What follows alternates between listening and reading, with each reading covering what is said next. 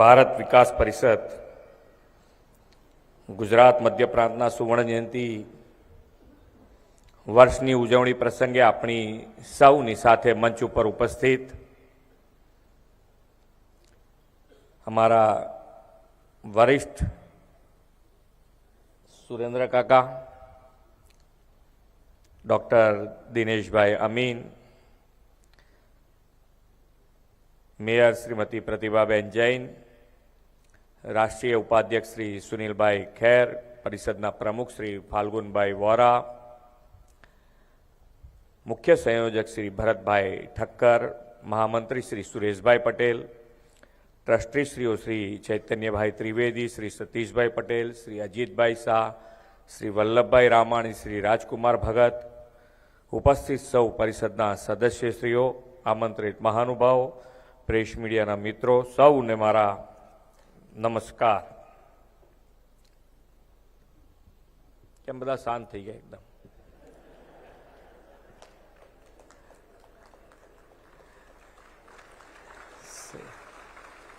સેવા કરવા માટે આ હસતો ચહેરો ખૂબ જરૂરી છે. ને સેવા અને સમર્પણ વગર કોઈ કાર્ય ઉગે એવું નથી. અને અત્યારે જે પ્રમાણે વડાપ્રધાનશ્રીએ પણ રાષ્ટ્રહિત પ્રથમની ભાવના ખૂબ પ્રબળ બનાવી છે. એટલે દરેક જણ કેટલાય વર્ષોથી જે સપનું આપણે બધા જોતા આવ્યા છીએ, આપણા વડીલો જોતા આવ્યા છે, એને પૂરું કરવાની શરૂઆત થઈ ગઈ છે. હમણાં જ તમે સંસદમાં જોયું હોય તો એક ખૂબ સરસ મને વડાપ્રધાનશ્રીએ કીધું કે ભાઈ આ તો અમારી ફક્ત ત્રીજી ટર્મ છે.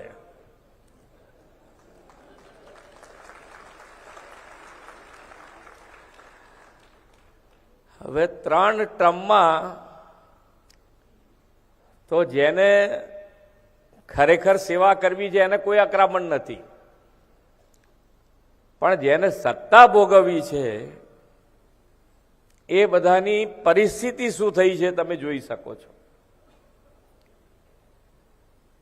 સેવા અને સેવા માટે સમર્પણ ભાવ ના આવે ત્યાં સુધી તમે જુઓ તો કોઈ કાર્ય ઉગ્યું જ નથી. આજે આપણા દેશનું ગૌરવ દેશ અને દુનિયામાં વધ્યું છે એનું કારણ કે દરેક કાર્ય જે પણ દેશ માટે થયું, ગુજરાતથી શરૂઆત થઈ અને આજે દેશ માટે જે થઈ રહ્યું છે એ બધું સમર્પણ ભાવથી થઈ રહ્યું છે. દેશની પ્રજાજનો માટે આપણી સંસ્કૃતિ, આપણી વિરાસત અને સંસ્કૃતિને સાચવીને એને ઉજાગર કરીને આપણે જો આગળ વધીએ તો જ દરેક જગ્યાએથી આપણને સમર્થન મળતું હોય છે. જ્યાં જ્યાં આપણે આપણી સંસ્કૃતિ ભૂલ્યા છીએ,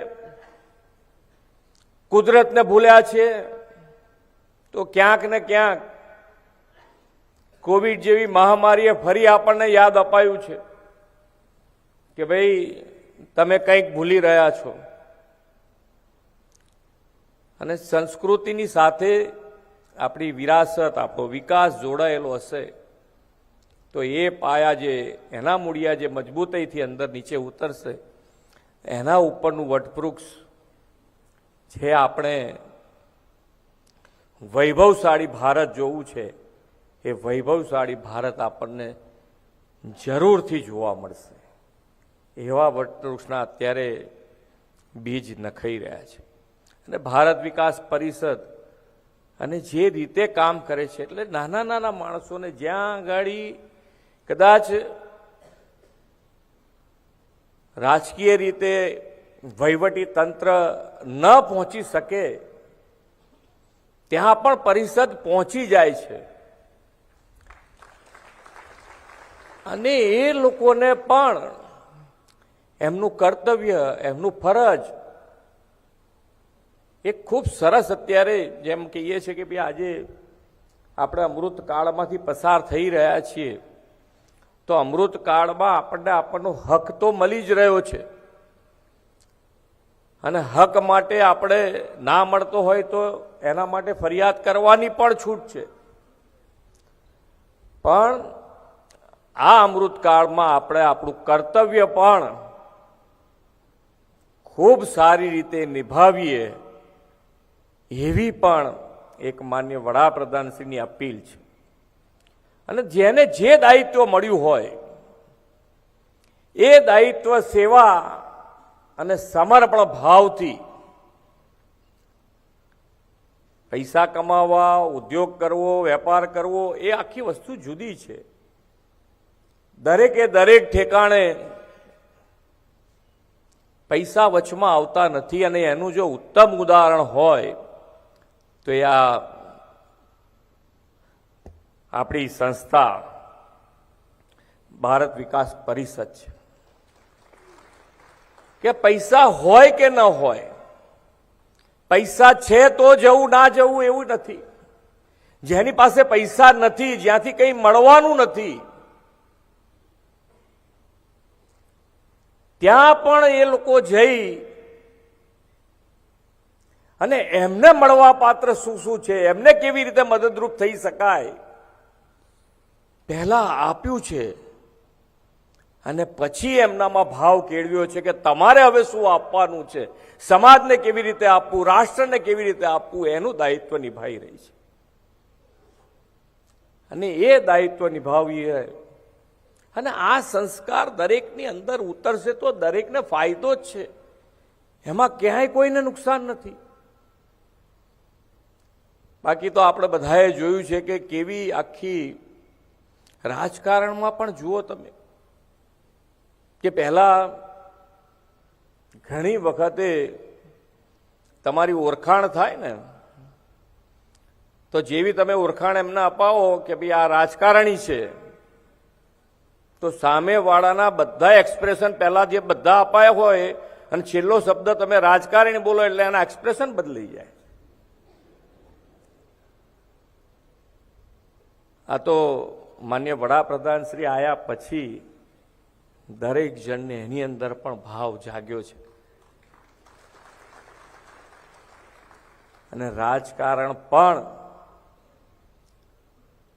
સેવા દાયિત્વથી કરી શકાય, સેવા ભાવથી કરી શકાય, સંસ્કારથી કરી શકાય, એ ભાવ આજે જાગ્યો છે. અને એ ભાવના કારણે આજે આપણે બધાએ તમે જુઓ કે ભાઈ પહેલા આપણું અર્થતંત્ર, પહેલા ભારત દેશ માટે અહીંયા બેઠેલા દરેકના મગજમાં એક વખત તો એવું આવી જ ગયું હશે કે હારું આ દેશનું કંઈક સુધારો થશે કે નહીં થાય, ક્યાંક અકરામણ આવી ગઈ હશે, કોઈએ બોલી નાખ્યું, કોઈએ ના બોલી નાખ્યું, પણ અકરામણ આવી ગઈ. પણ આજે એક નેતૃત્વ અને એક નેતૃત્વના કારણે આખું પરિવર્તન આપણને જોવા મળે છે, જે આપણને હર્ષ ઉલ્લાસ આપે છે કે ભાઈ આપણે જે જોઈતું હતું એ આપણને હવે મળી રહ્યું છે.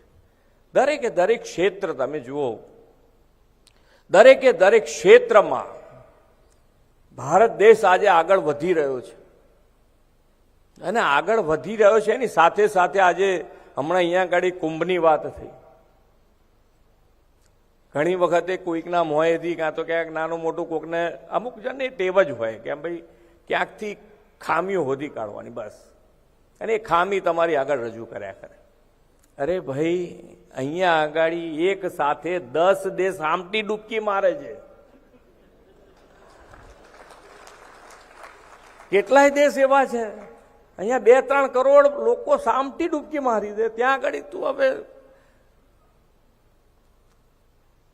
ખૂબ સારી વ્યવસ્થા હોય કે ભાઈ આજે આટલી વ્યક્તિ, આ એક વૈશ્વિક લોકોને વિચાર કરી દીધા છે કે જે આ કેવી રીતે શક્ય છે. મહાકુંભ એટલે આજે આપણી એકતા, આપણી અસ્મિતા, આપણું ગૌરવ, ભારત વર્ષનું આસ્થાનું કેન્દ્ર. લોકો જેની પાસે પૈસા છે નથી, કેટલું ચાલવું, કેવી રીતે ચાલવું, ક્યાં રીતે પહોંચવું, બધા ત્યાં પહોંચીને એ આરામથી ડૂબકી લગાવીને પાછા નીકળે છે. પણ બધાને અમુક નજરનો ફેર હોય ને, ધીમે ધીમે શીખે, પણ શીખી જાય તો સારું છે, તો પાછળની જિંદગી આનંદથી જશે. પણ અર્થતંત્રની વાત હું એટલા માટે અત્યારે યાદ કરાવી રહ્યો છું કે આપણા અર્થતંત્રની વાત, અર્થતંત્ર માટે ભારતની જે વાત થતી હતી એટલે જ વાત થતી હતી કે ભાઈ આ દેશ કેવી રીતે જશે, આગળ કેવી રીતે વધશે. આજે જેને અર્થતંત્રની કદાચ ખબર પડતી હોય, ના પડતી હોય,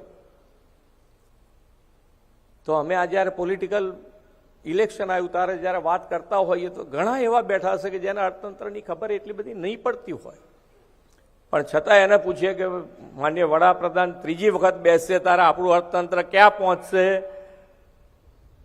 તો ત્રીજા સ્થાને, જેમ અહીંયાથી અવાજ આવ્યો એમ ત્યાંથી બી અવાજ આવે, ત્રીજા સ્થાને પહોંચશે.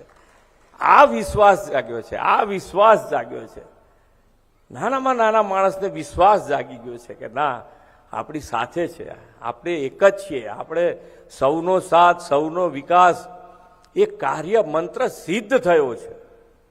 બધાને સાથે લઈને આગળ વધવાની માનનીય વડાપ્રધાન શ્રીની જે સંકલ્પ હતો એ સંકલ્પ આજે સાકાર થયો છે. દરેક જણને પોતાનું પણ લાગે છે, મારી સરકાર લાગે છે, અને મારું જ્યારે લાગે ત્યારે આપણને જે આપણે કરવા જઈ રહ્યા છે, વૈભવ આપણો ભારત દેશ દુનિયામાં વૈભવશાળી હોય, અને એ વૈભવ ઉપર પહોંચાડવા માટે આપણે બધા જ સાથે મળીને કામ કરવાનું છે. આ વર્ષે તો માન્ય વડાપ્રધાનશ્રીના માર્ગદર્શન અને નેતૃત્વમાં 2025નું વર્ષ એટલે દેશના ગૌરવને ઉજાગર કરવાનું વર્ષ. કેમ? તો કે ભાઈ આ વર્ષે સરદાર સાહેબની 150મી જન્મ જયંતિ, ભગવાન બિરસા મુંડાની 150મી જન્મ જયંતિ, સ્વર્ગસ્થ અટલ બિહારી વાજપેયીજીની 100મી જન્મ જયંતિ, અને આપણા બંધારણનું અમૃત ઉત્સવ ઉજવણી કરવાનું આ આખું વર્ષ છે. આપણા માટે ખૂબ ગૌરવની વાત છે. આપણી સંસ્કૃતિ સાથે આપણે આગળ વધી રહ્યા છે, ત્યારે આજે આપણી પાસે સાધન છે, સ્ત્રોત છે, અને સમર્થન આપતું શ્રેષ્ઠત્વ નેતૃત્વ છે. ત્યારે વડાપ્રધાનશ્રીએ જે વિકસિત ભારતનો સંકલ્પ કર્યો છે 2047નો, ત્યારે આપણે સૌ રાષ્ટ્રીયતા અને વરેલા લોકો છીએ. આપણી યુવા પેઢીને આઝાદીની લડાઈમાં સહભાગી થવાનું, દેશ માટે મરી ફીટવાનું સૌભાગ્ય નથી મળ્યું, પરંતુ દેશ માટે જીવી જાણવું, રાષ્ટ્રહિત સર્વોપરીને કેન્દ્ર સ્થાને રાખીને વિશ્વ બંધુત્વની નેમ સાકાર કરવાનું સૌભાગ્ય આપણને જરૂર મળ્યું છે. ત્યારે વડાપ્રધાન શ્રી હર હંમેશ કહે છે, યહી સમય હૈ, સહી સમય હૈ. તો આ જ સમય છે કે આઝાદીના લડવૈયોના સપના સ્વર્ણિમ ભારતનું નિર્માણ કરવાનો છે. ત્યારે આપણે સૌ વિકસિત ભારતના સંકલ્પને સાકાર કરવા નેશન ફર્સ્ટ સાથેનો ભાવ હૈયે રાખીને આગળ વધીએ, એ જ અપેક્ષા સાથે વિરમું છું. ભારત માતા કી જય. વંદે માતરમ. જય જય ગરવી ગુજરાત.